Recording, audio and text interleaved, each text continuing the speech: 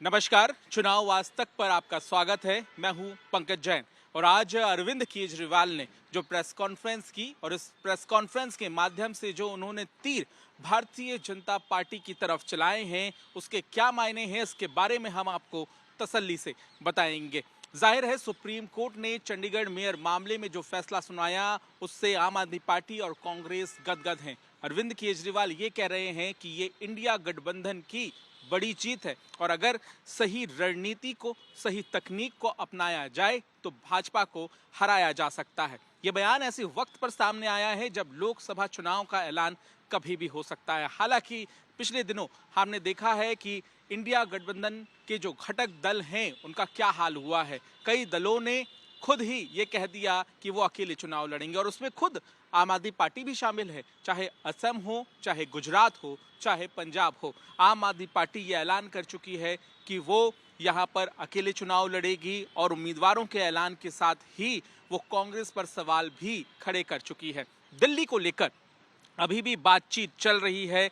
दिल्ली में क्या 7 लोकसभा सीटों को लेकर गठबंधन हो पाएगा, इसे लेकर अरविंद केजरीवाल ने यह कहा है कि फिलहाल बातचीत चल रही है, अंतिम स्टेज पर है, थोड़ा सा इंतजार कीजिए। तो देखना होगा कि किस तरह का गठबंधन दिल्ली में होता है, क्योंकि पिछले दिनों आम आदमी पार्टी ने 6 सीट खुद रख ली थी और 1 सीट का ऑफर कांग्रेस को दिया था। लेकिन इस बीच अरविंद केजरीवाल ये भी कह रहे हैं कि अगर साथ मिलकर चुनाव लड़ा जाए तो देश में भाजपा को हराया जा सकता है। इंडिया गठबंधन को वो मजबूत करने की बात भी कह रहे हैं, लेकिन पिछले दिनों जो कुछ भी हुआ वो कहीं ना कहीं अपने आप में एक अहम सवाल भी खड़े करता है। इसके बाद अरविंद केजरीवाल ने लोकसभा चुनाव और चंडीगढ़ मेयर चुनाव की तुलना भी की।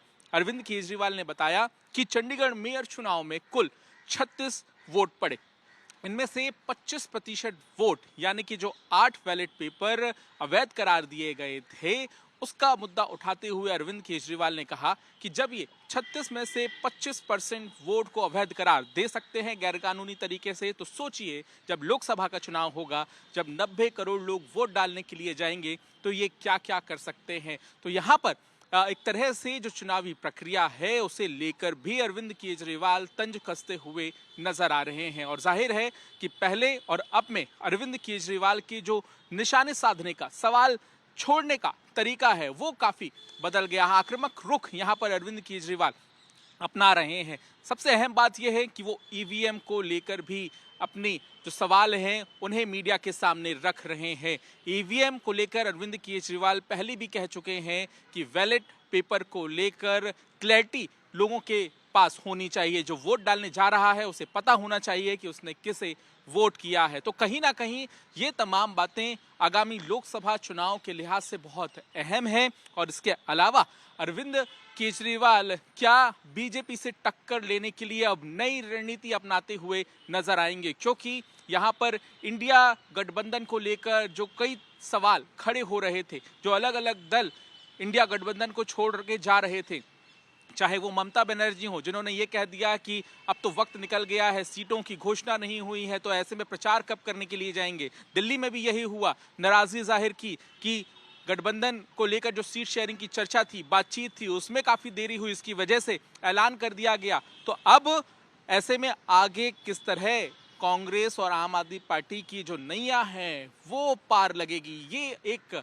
बड़ा सवाल है। तो देखना ये भी होगा कि आगे अरविंद केजरीवाल किस तरह की रणनीति बाकी दलों के साथ बनाते हैं, क्योंकि यहाँ अहम बात यह भी है कि अब एनडीए में शामिल हो चुके नीतीश कुमार, जिन्होंने कोशिश की थी तमाम विपक्षी दलों की कड़ियों को जोड़ने की, वो खुद अब एनडीए के साथ शामिल होकर बिहार में अलग सरकार बना चुके हैं और लोकसभा चुनाव की एनडीए के साथ तैयारी कर रहे हैं। तो ऐसे में क्या अब अरविंद केजरीवाल नीतीश कुमार वाली भूमिका में नजर आएंगे, ये भी एक अहम सवाल है। लेकिन देखना यह भी होगा कि आने वाले दिनों में क्या अरविंद केजरीवाल अपनी बीजेपी को आक्रामक तरीके से घेरने की इस रणनीति में कामयाब हो पाएंगे। लोकसभा चुनाव से पहले क्या गठबंधन को सफल बनाने में अरविंद केजरीवाल अपनी कोशिशों को एक नए अंजाम पर पहुंचाएंगे, या फिर दिल्ली में गठबंधन नहीं होता है तो गठबंधन फेल होता हुआ नजर आएगा। तो जाहिर है अरविंद केजरीवाल की प्रेस कॉन्फ्रेंस के